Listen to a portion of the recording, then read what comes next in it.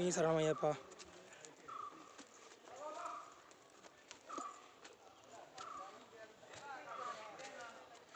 சுவாமி சரணமையப்பா. எப்படியோ புல்மீது பாதை டோக்கன் வாங்கி வந்துட்டோம். மேலே காலையிலேருந்து டோக்கன் இல்லாமல் ரொம்ப தடுமாட்டாயிடுச்சு. இப்போ மேலே ஏற ஆரம்பிச்சிருக்கோம். முன்னாடிலாம் வந்துட்டுருக்காங்க.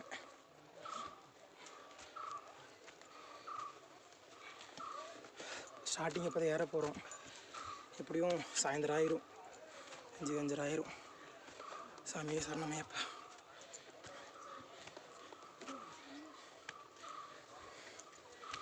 காலையில் நைட்டே வந்தோம்.